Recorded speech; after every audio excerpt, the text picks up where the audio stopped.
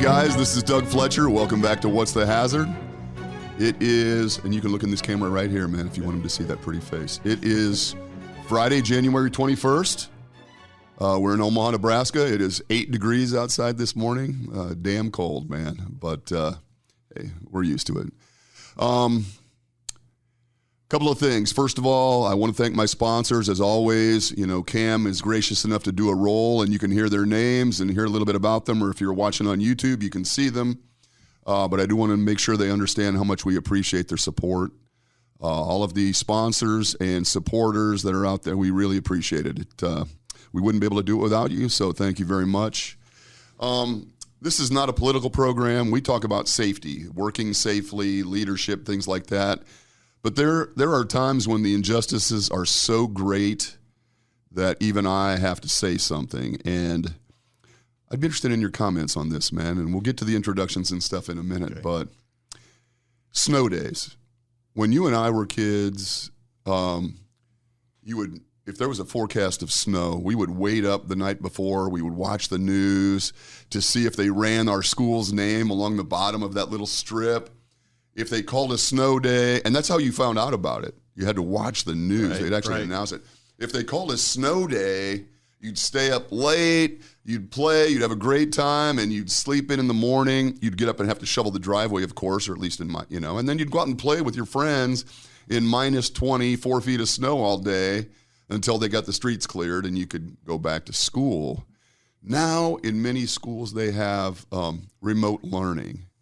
I think this is a terrible injustice, man. And I know you're actually affiliated with school districts in your home, in your community. Right. Am I missing something here? No, I think a lot of it's changed because of the busing. It's changed a lot. So now they have to walk to school. The streets, and a lot of walk. that stuff. Yeah. But I had to walk to school, right? Yeah, we all walked to school, man. You probably walked 4 or 5 miles to school. Yeah. Uphill both directions. Yeah. I mean, literally. Barefoot. Barefoot in the snow. So, Hey, look, I mean, I was reading an article about this the other day. My wife was a school teacher, and I just remember so fondly how much I loved snow days. They were a really big deal. And I just feel bad for kids. I don't really feel bad for kids. They have it so damn easy that I shouldn't feel bad for them. But these are the kind of injustices that I feel the need to point out. Major injustices. You bring the important topics forward. Man. Exactly. Well, yes. And so that brings us to my introductions. My guest today is a good friend of mine, Bryce Wendland, Schneider Electric. You strike me as a guy with a pretty fancy title. What's your title? Let's just say safety and environmental manager. It's a rather lengthy and to-do one. But it's kind of a fancy title. You've been doing this a long time with great success, and so you've earned a fancy title. Yeah, about a little over 30 years I've been doing the safety long time, gig. man. Yeah, taught school for a while. You did, in fact. Yeah. So back when they had snow days. Yeah, well, they didn't give me any snow days. But as a teacher. Right. Well, that was one of the things my wife always complained about was, it's a snow day, but I still have to go in. Right. So teachers don't get the snow day necessarily. 30 years in this profession. We've known each other a long time, back from my OSHA days, when I was involved with the VPP a little bit, and maybe even before then. I don't know if we had the occasion to work when I was an inspector together, but definitely when I was with compliance assistants and doing the VPP program. You are involved with the VPP. Schneider Electric has been in the VPP. So you have we could talk about your background a little bit. I'm going to, as we both know and have discussed, I talk too much, and everybody that has even listened to the show knows I talk too much. So I'm going to do something that I typically don't do, which is I'm going to throw out the question, and then I'm going to shut up. Okay? So here's the question. Well, tell everybody just a little bit about yourself, just what you would like them to know about you personally or professionally. You're a CSP. You're a certified hazard material manager. I mean, you're credentialed. You're accomplished. You've been doing this a long time. So tell them anything that you want to know about your journey or about being in the safety profession. But my question is about buy-in. And you and I talked about this yesterday. Right. We talk about a lot of regulations on this program. We talk about different elements of working safely. Some of them are relevant to the listener. Some are probably not relevant. I would guess that buy-in is relevant to everybody in this profession. How do you get buy-in from managers? And then let's talk about how you get buy-in from employees. Yeah, that's awesome question. And so I'm throwing that out, man, and now I'm going to shut up. So, we talked at, I used to teach school, and then I started working in industry as a chem lab tech, doing all the water and air analysis and that kind of stuff for all the safety and environmental guys. And I realized that they got to go to really cool places like Chinook, Kansas, and Waynoka, Oklahoma. Hey, what's not to love about having a free trip to Waynoka, Oklahoma?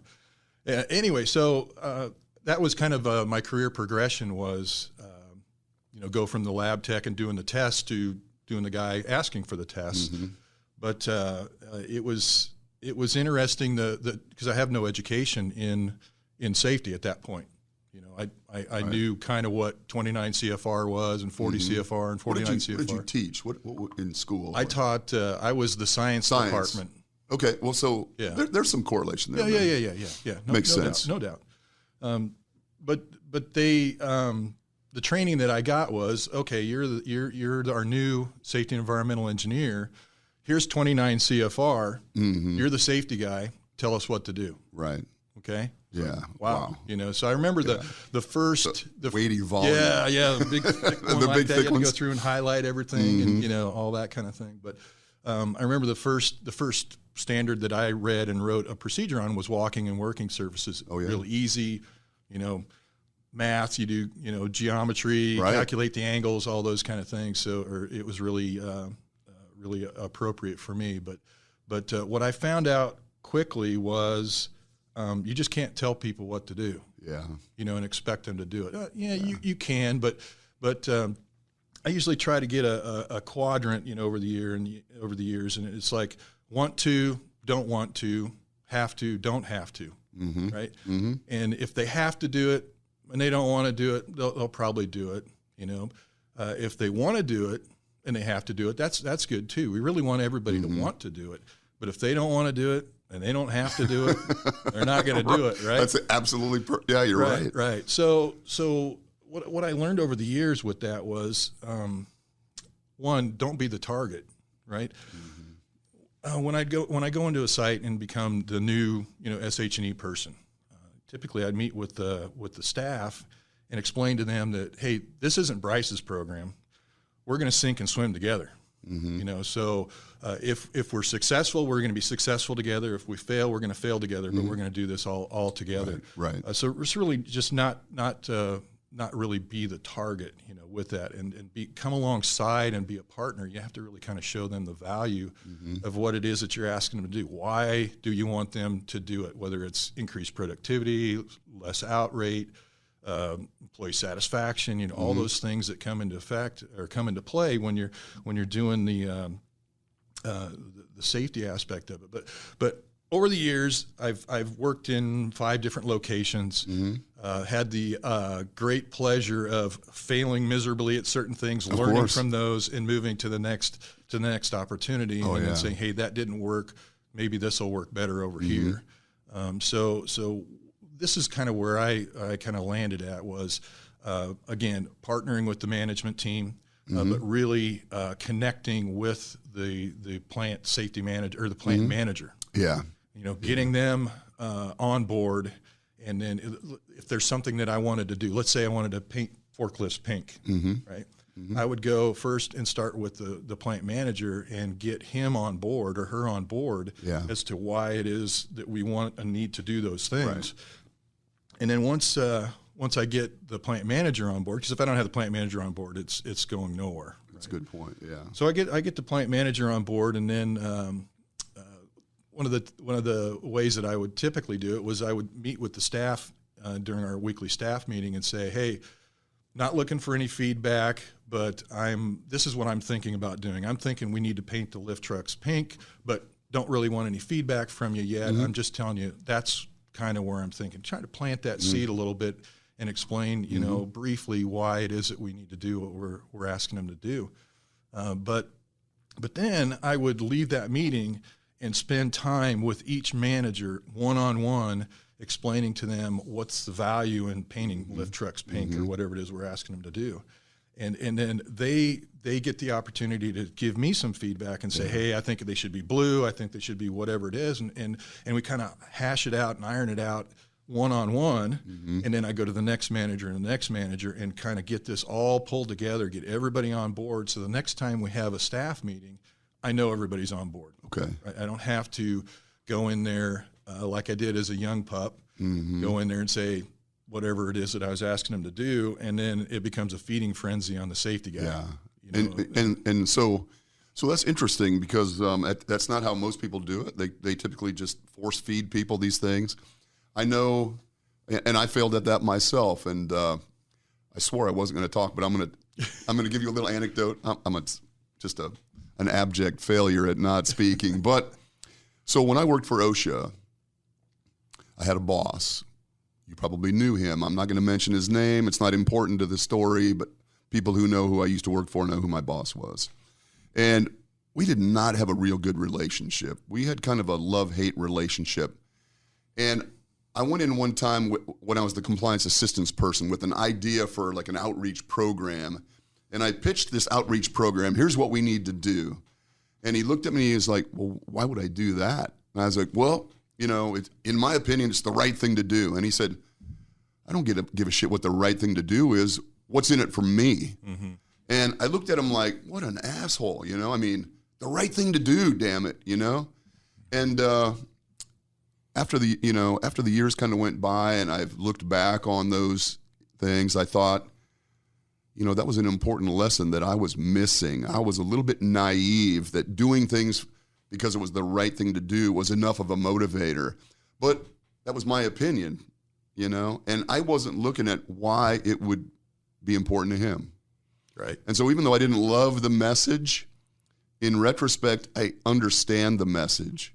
What's in it for me? You know, when you're selling these things to these managers, it's probably not about it's the right thing to do. It's like, why? Why would I be interested in this? And I just totally missed that. And that was a lesson that I had to learn, unfortunately. And I used to badmouth this guy a lot, and I still would. I mean, if we encountered each other, I'd probably still knock him on his ass. But the point is, I learned a lesson from him, you know? I think you have to sell why it's important to them, not why it's important to you. Right. Yeah, it's about making it personal, you know, and that's kind of where I've kind of learned over the years. I didn't really choose safety as a career, really. It just I didn't either. I just kind of, that's the direction I went. Oh, that makes sense. And get to go to cool places like Waynoka and those kind of things. But in retrospect, thinking back on it, and I know I've shared this with you before, but I was a child of a dad that was disabled from a work-related accident. And I can personally share that story with people as to why safety is important to me. Because I don't want to see, first of all, I don't want to see the person get hurt. Of course. But I don't want to see there's just dominoes that happen, you know, with the kids and the family and their neighbors and their church and whatever organization they're a part of, that it impacts everybody there. And what a big impact, you know, my dad's accident had on me and how I look at, you know, work-related injuries and people that get hurt and I'm, you know, taken on a personal level as to not only, well, great, you know, we got another OSHA recordable. You know, it's more than that. It's more about, hey, this is a person, they've got a family at home, they're trying to provide for them. How do we make sure that doesn't happen to them? Well, that's big, man. Yeah. And that is a little different. Not everybody has that insight. Yeah, and I think everybody's got a story. You got to figure out, how do you make safety personal and relatable versus 29 CFR says you must do blah, blah, blah. I know, man. That just doesn't work. Yeah. It just doesn't work. Forcing people. You have sons. We talk about this a lot, and you know, as being fathers and raising our sons, and I'm sure much like you, my boys are like bigger and stronger and tougher than me now, and so demanding things of them isn't quite as good a strategy. Right. You know, you almost have to, like you said, you have to relate it to them, just kind of explain the why, kind of coax them and almost lead them down the path rather than pound them with it. Right. I don't know who said this to me first time, but they talk about head, heart, hands, right? And so you put the information into their head, whether it's a kid or somebody at work or whatever, But if they don't believe it in their heart that it's the right thing to do or what they should be doing, then their hands aren't going to do it, right? Interesting. So even though I explained to them about lockout, tagout, this is why you need to do lockout, tagout, or you have to do lockout, tagout. That's giving information into the head, but you got to somehow or another relate it to the heart. They call it the 12-inch drop from the head to the heart. I love that. How do you get to that 12-inch drop to get them to really believe that it's the right thing to do, so that their hands will do it? Because if you can't get it in the heart, then typically their hands aren't going to do it. And that's where it comes back to the want to, don't want to, have to, don't have to. Right. And do you employ that same strategy then with managers and employees when you're trying to sell these things? Certainly. So even as an effective safety manager, in my opinion, you have to be able to play on all the levels. You got to be able to work with the plant manager, with the managers, with the supervisors, with the hourly folks that are out on the floor. You got to explain to them why it's important that they're doing what they're doing. And sometimes it's a matter of, well, you don't want to get hurt, but if you know them, you say, hey, I know your kids at home. Right. How would it be if you couldn't go to their dance recital or whatever it is, or you couldn't play with them anymore because you're missing a finger, a hand, or whatever. Are you able to develop those kind of personal relationships? I mean, because you're kind of like a corporate safety wonk now. Well, I am you used now, to be right? actual working guy. The majority of my career has been at the plant level. Right. And that's where it's really important to build that. There's really a lot about trust and integrity too, right? Exactly. If you don't know the answer, say I don't know. Because if I've seen colleagues before where they'll just shoot from the hip. They may not know the answer, and they'll shoot from the hip, and you just sit there and shake your head because the people are smart. Yeah. They know that they're just shooting from the hip, and they don't know it. And oftentimes somebody will lob one out there hoping they bite. And they shoot from the hip and say something that they don't know what they're doing. That's hilarious. Yeah, I see that too. The OSHA guys used to do that, and I was like, "Oh, dude, you're just digging yourself a big hole here. Just let them know you don't know the answer to that. Yeah, it's okay." I think that's all part about the integrity part, is being able to say, "I don't know, but I'll find out and get back to you," or hey, let's work on this together, or hey, can you show me? Because obviously I don't know your operation like you do. Right. So this is a great point, man. So as the facility safety person, if you are trying to sell something to a manager, the plant manager or the supervisors, the lead people, you have to, I have this cry wolf thing, if you're constantly going and saying, we have to do this, but you have not gained their trust or earned their trust, it probably falls on deaf ears. So there is an element of buying or gaining their trust before they will start to go down this journey with you, I would assume. Right. Yeah, I always called it press the palms. You got to go around and press the palms. Yeah. You got to shake their hand. Who are you? Tell me about you. You got to learn about them. And one of the best things I ever did at the last plant level job I had was we met in the cafeteria as a management team. Every day we had lunch together. Oh, really? And we didn't talk about work. We talked about, our kids, hunting, fishing, whatever it was. So you're building that relationship with them, which builds that trust because they know you're a genuine person. You're just not this guy coming in hammering them with the OSHA regs saying you must do this. Right. They understand where you're coming from. I really like that idea, man. That's great. Yeah. That's smart because it is. I think you have to earn that with these managers before you start telling them, well, the regulations say we have to do this, or, Jim Steele was on last week with me, and we were talking about kind of how people get things out of sequence sometimes, Let's figure out a way to do things safely and then gauge how compliant we are and maybe tweak it a little bit rather than let's be compliant and then try to retrofit safety into that. I think that's that's kind of an out of sequence approach sometimes. Yeah, and I'm no different really when it comes to building those relationships either.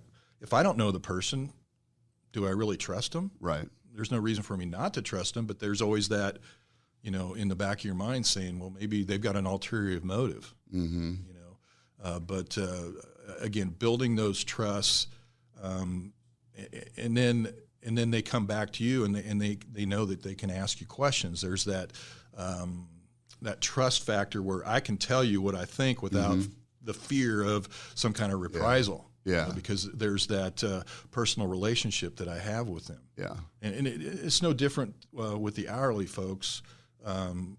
Sometimes that's a struggle too, right? Because I can't spend as much time as I want to with them on the floor. But you start building your ambassadors out there in the plant. And so then when your name comes up, hopefully they're saying, no, he's a good guy. He's okay. His heart's in the right place. Yeah. He wants, and we can go back to him and say, hey, we don't agree with this, and come back without fear of being, you're an idiot. Just go back to work and do what I tell you to do. I love that too, man. I don't usually write stuff down because I typically am thinking about my grocery list when people are talking. But well, it's hard to write when you're talking. Well, there is that, right? Exactly. And chew or drink coffee. I'm typically a mess at the end of every one of these. But building ambassadors is a great comment.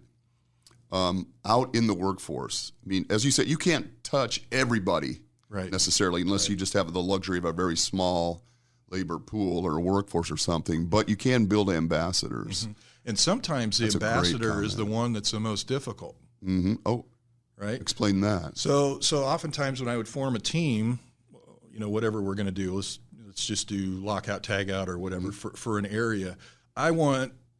On my team, I want the guy, the girl that's the most opposed to it, that's the hardest one to crack. I want them on the team so that we can work together on this and understand what are your concerns, what are my concerns, and we can come together.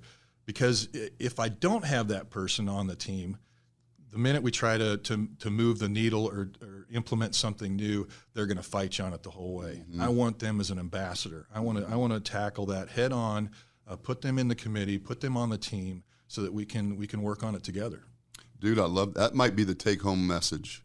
That might be when I write my book of all of these. That might be the nugget. Yeah. I think that is really important, and most people avoid that because they know there's going to be some conflict. Yeah, I remember what it reminded me of was the first time I did training. So again, here you're the safety guy. Tell us what to do. Oh, first thing I got to do is HAZCOM training. Just stab me with a knife and make me do it. Right. How exciting can it be? This is at the time MSDS, and all that kind of thing. And so I put together what I believe was an award-winning HAZCOM training presentation. Mm-hmm. It was a third shift group.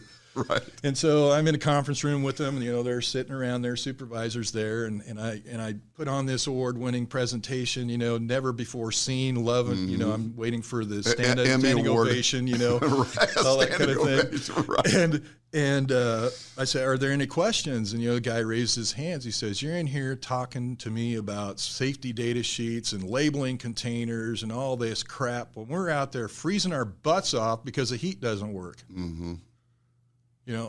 How do you respond to that, as a new guy, not knowing any of that stuff? And then he says, well, you're part of management. Well, I didn't see myself as part of management. So I said, well, I'm not part of management. Well, I was part of management, mm-hmm. And so that's when I started realizing, in my opinion, was I want that guy on my team, not in the audience hammering me up in front of the group. Tearing me down, yeah. Right. Exactly. I want to tackle this thing head on, not in front of an audience. Yes. Man, that is so good. That is really good. And I love your point because I've done the same training. I've done like what I thought certainly qualified for an Emmy Award consideration training, mm-hmm. only to be just completely undermined because of something like that may have been totally unrelated, but was on the minds of everybody in the room. Sure. Those, that is really good. Yeah, you'll find out in a hurry, right? If you're up in front of a group, what's important. Exactly. Yeah. That is so funny, man. But you're right. And, man, that's all they can think about because they're out there freezing their asses off. And I realize. I don't give a shit where the data sheets are kept. Yeah. And I get it. I totally get it, that's too. what's important to them. And until you take care of what's important to them, they're not going to take care of what's important to you. I got to write this down too, man. This is all really good. No, keep talking because I'm writing.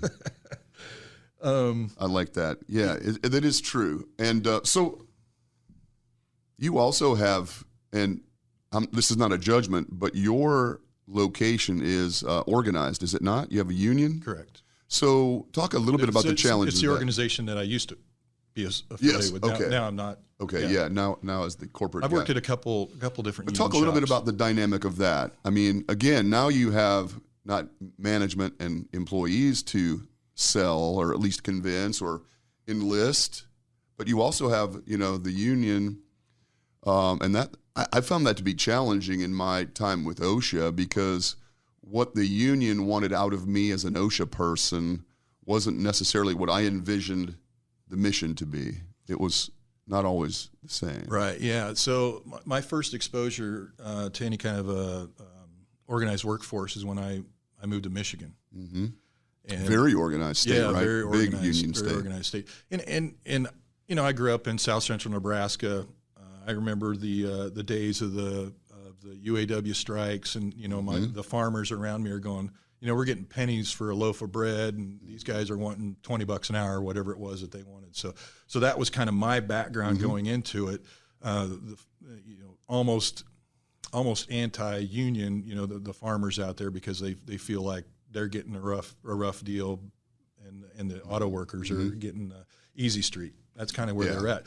So when I moved to Michigan, I started to learn about why there is the organization, the sit-down strike, and guys that I worked with up there in Saginaw, Michigan, were sharing with me that their fathers and grandfathers remember coming not to work, but to the parking lot, and the superintendent, whatever, would come out and say, I need 3 guys, right? And there's 20, 100, whatever people out there wanting to come in and work. And it's like, okay, well, I have 2 chickens. I have, my wife's pot of stew. They would bribe basically their way in to work for the day, and so I get why there's the organization there, because there was some really bad things that were going on at the time, not letting them to go to the bathroom if they need to go to the bathroom, and things like that. So I really learned to kind of appreciate the organization the way that it is. And, they can be ornery just like anybody else, just like managers can be ornery, everybody else can be ornery. So, but for me, it came back to building that relationship again with the union leadership, trying to bring them alongside, understand what their concerns were, but then also that safety is not negotiable. Yeah, it's not a negotiated thing for anybody. It's in the best interest of the company, of the managers, of the hourly workforce too. Right. That we want to make sure that they don't get hurt. Right. So trying to just carve out, we've got the contract, we've got these other things that we're working with, but really, why is it that we're doing what we want to do? It's because we want to protect the employees, their family, their livelihood, all those kind of things. That's why we're doing what we're doing. The contract and the management versus union, that can all be, in my opinion, should all be set aside so that we can come together on safety and work together on it. Yeah, I like that. That's interesting. You're familiar with Paul O'Neill, the old Alcoa CEO, who, when he was hired to be the CEO of Alcoa Corporation, the aluminum company of America, he came into basically the shareholders, the board meeting, and said that he was going to make Alcoa the safest company in the world, essentially. That was his goal. And everybody was looking at him like, how much money are we going to make? And he was all about safety. And he described, why he took that approach as the same thing. This is non-negotiable. This is something that everybody should be on board with: management, labor, employees, everyone. And this is something that seems like we should all be able to be on the same side of. And so that was the approach he took when he first took over. And I completely agree with that. It seems like something that nobody would be arguing over. I mean, there are little nitpicky things from time to time that we don't agree on, is how to implement certain things. But the fact that it needed to be implemented was universally understood. Yeah. When I first started working, Square D at the time, when I started working for Square D, Dave Petratus was the CEO North America. And he had the monthly, quarterly, whatever it was, simulcast, broadcast. And I didn't know who Dave Petratus, I mean, I knew who he was, but I didn't know who he was, if you follow me. And so he started out every one of his talks after that, every one of them, he started out with safety. And it wasn't just, we're doing well, the numbers look good, okay, let's talk about productivity. He was talking about why it's important for everybody to work safe, why it was important to him personally, things that happened to him over his career that impacted his life, seeing other people get hurt under his responsibility.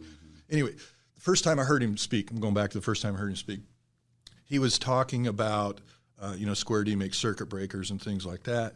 And he was talking about how that is our livelihood. And he he said, safety will define us as a company. That's really where he was at with it. And he explained why it was personal to him, but really safety. It's what we do. We build safety stuff, right? Keep houses from burning down and people from getting electrocuted and things like that.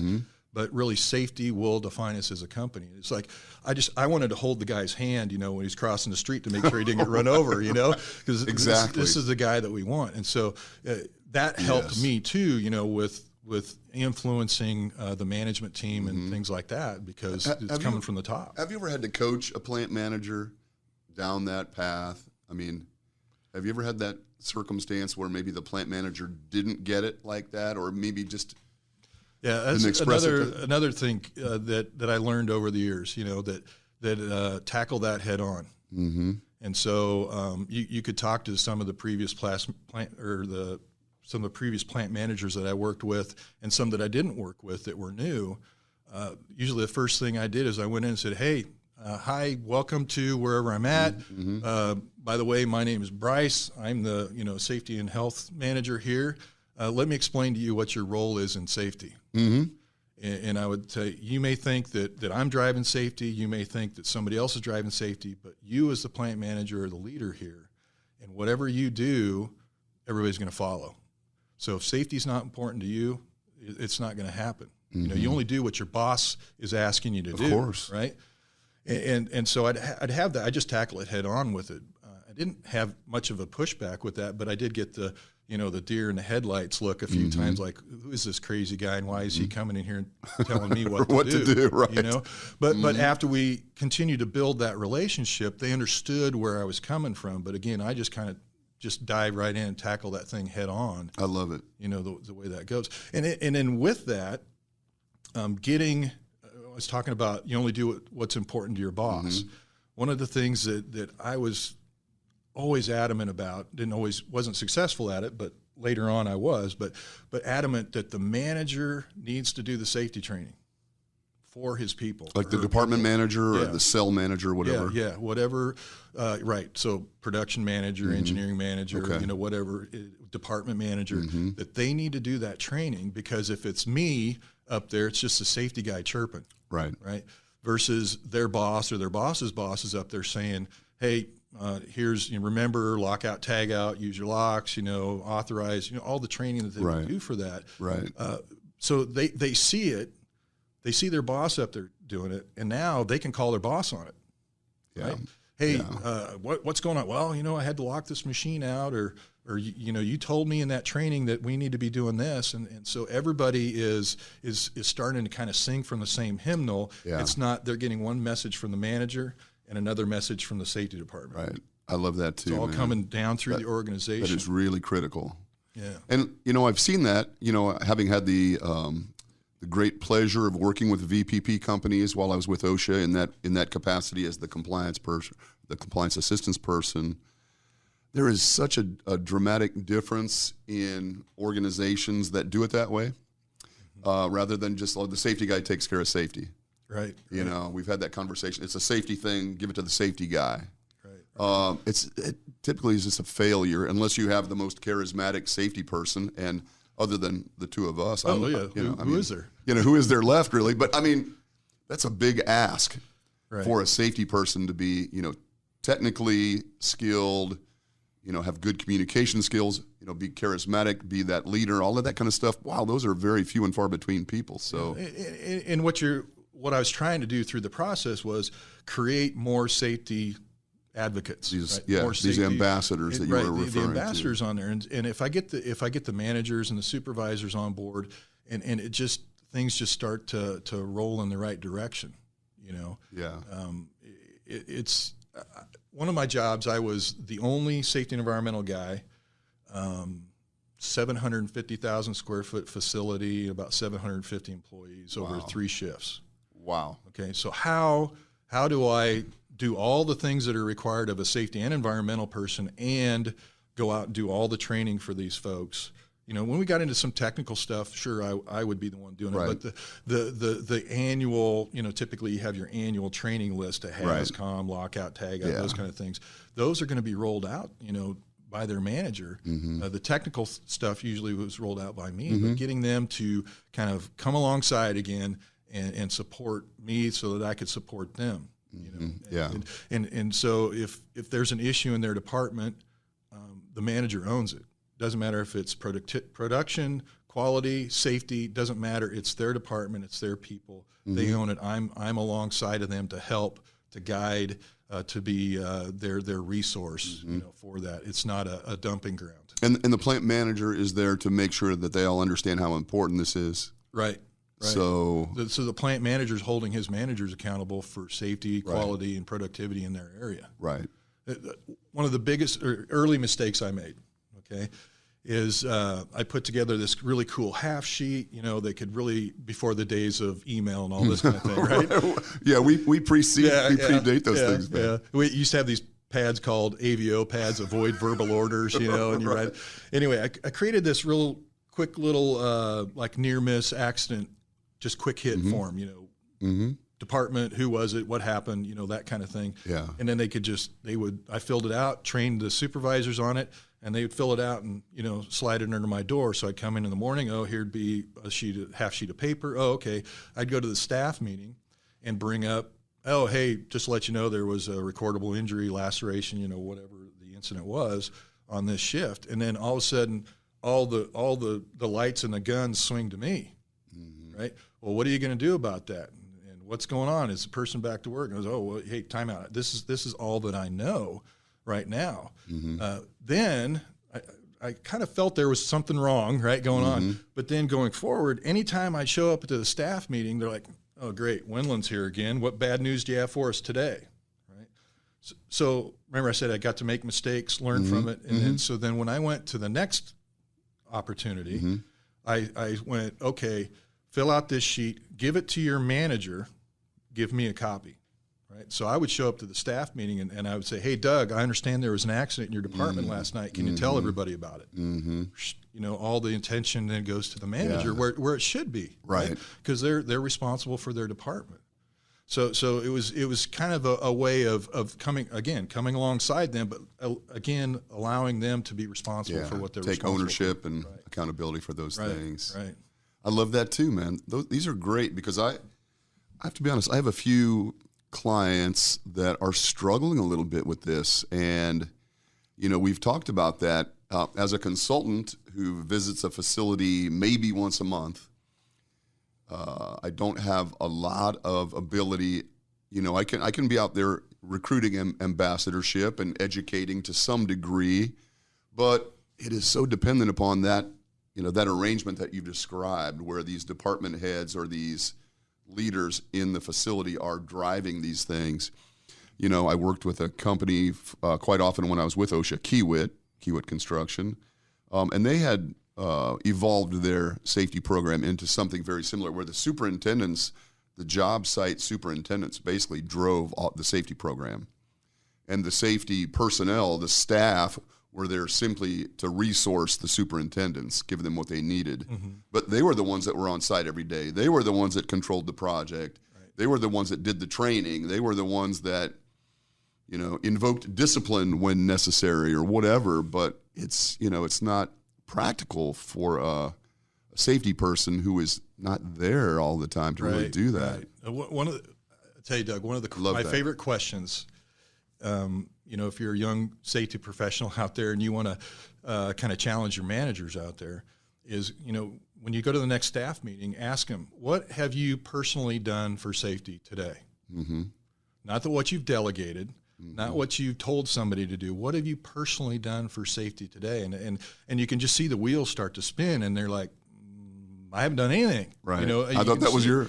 Yeah. Right. That's your job, not mine. You know, and so what I try to impress upon them is that you really need to model the behavior you want to see. Without question. You know, and in every aspect of life. And there's a great example of that when I was when my kids were younger, and we lived in Michigan, and Josh, my middle son, we were over at some friend's house, and he comes out in the coffee table, and he's got, you know, those little Home Depot saws and drills, and he's, you know, tearing up the coffee table, you know, with the toys, and he stopped, ran to the other room, and you hear him digging through the toy box, and he comes out wearing a pair of goggles, and he gets those tools out. Yeah, and it's an example that I use when I train the managers and people out on the floor is that I didn't tell him to go do that. How did he know how to do that? Because he Simply saw by Dad watching you do that. He saw Dad doing that. So if you want a certain behavior, you got to model that behavior to see it without question. Whether you're a manager, or supervisor, or a dad, or whatever it is, coworker, right? You want to model that behavior that's going to protect you and the people around you. I always talk about what do we do with our new hires, right? How do we train our new hires? Well, we put them with the 30-year employee for a couple of weeks, right? That's typically how we do it. So you can put them with the guy so they can learn 30 years of bad habits in 2 weeks. Right. They can eliminate all that learning time. If you don't have the right person. I'm not saying it always happens that way, but everybody needs to model that behavior that you want to see. Whether it's with your, and do I do it perfectly? Ask my kids. Of course not, man. Of course. No, I don't do it perfectly, but I do the best that I can. And there's times where you have to have, a confession and absolution. Hey, you know what? You're right. I've been walking by unsafe behaviors. I'm going to recommit to you. I'm not going to do that anymore. I'm going to stop and talk to you, but you need to call me on it too when I'm not doing what I'm supposed to do. As a manager, you say, hey, you just walked by that guy over there and he wasn't wearing safety glasses. You didn't say anything about it. Yeah. So again, it's about. For me, it comes down to family. That's me. It may be different to somebody else, but for me, I don't want to get hurt. I don't want to see somebody else get hurt because I don't want to see that impact their family. Right. And you can expand that family into your coworkers and people in your other organizations that you're a part of out there too. But anything that you do is going to model whatever behavior you want to see. Right. It's interesting. You may not want to see. Yeah, absolutely, both. And really. Maybe you could talk a little bit about the importance of recognizing the behaviors that you want. I think safety oftentimes is perceived as the discipline guy. You come around the safety policeman approach where you bang on people for not doing the things that we've told them to do or told them to do in all likelihood. But how do you address the recognition piece? Is that important? Yeah, yes and no. Sometimes there's been locations, not one of my locations. Well, one of my plant managers came to me and said, "Hey, I know this organization over here. This is what they're doing for an incentive. They park an F-150 pickup truck in the middle of the plant, and at the end of the year, anybody that hasn't gotten hurt gets their name put in a drawing, and they draw it out of a hat." That's going to drive the bloody pocket syndrome, right? Where they cut their hand and they shove it in their pocket and they walk out of the plant, right? So that's really not what you want to do when you're talking about incentives and recognition and those kind of things. So to me, it's not only important to correct behavior, but recognize the positive behaviors and the things that people are doing. That you want them to do. Going to the manager and the supervisor, hey, I really appreciate that accident investigation that you did yesterday.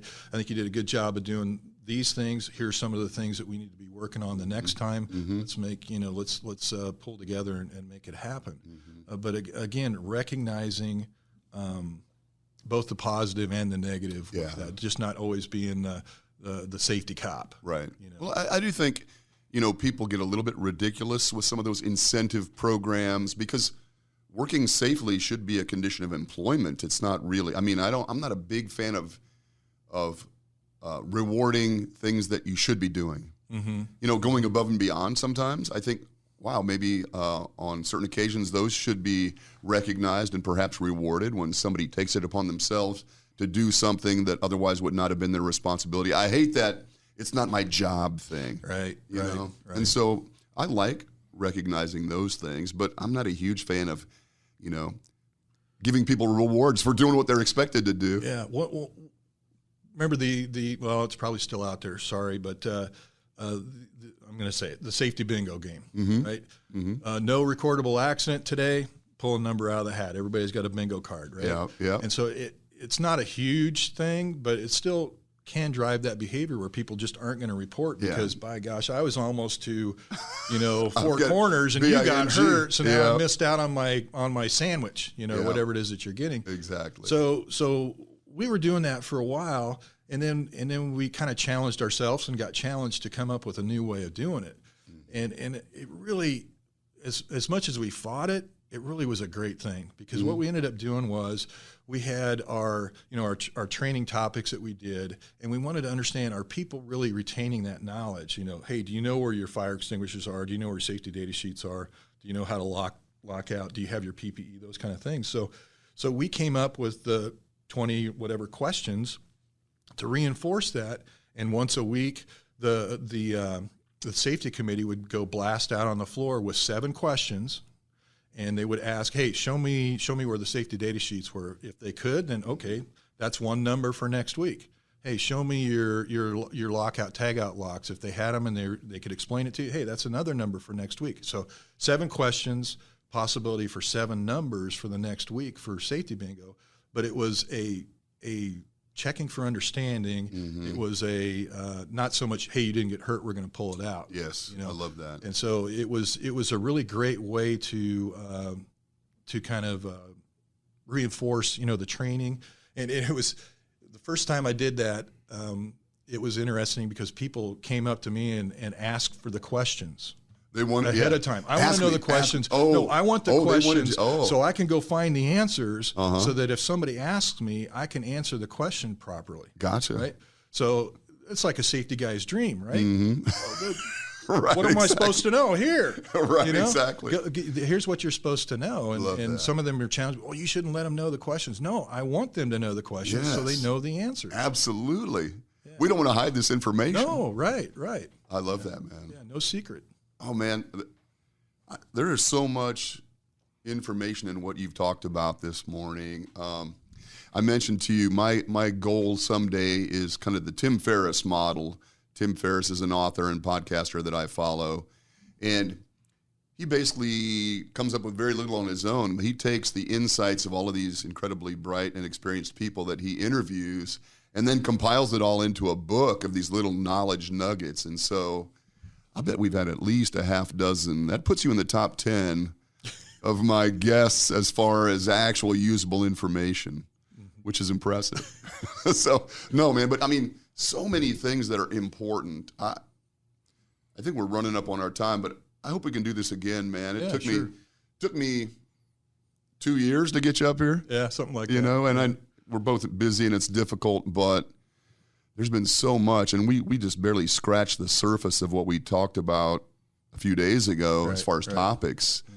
I would love to do this again. Do you have any, if you were, and I know you've done this many times, you've trained new safety people that have come into your organization or at some point, what give me 2 minutes of advice you would give a new safety person. Yeah, so I've kind of already did that, but really, for me, you can't be the safety program.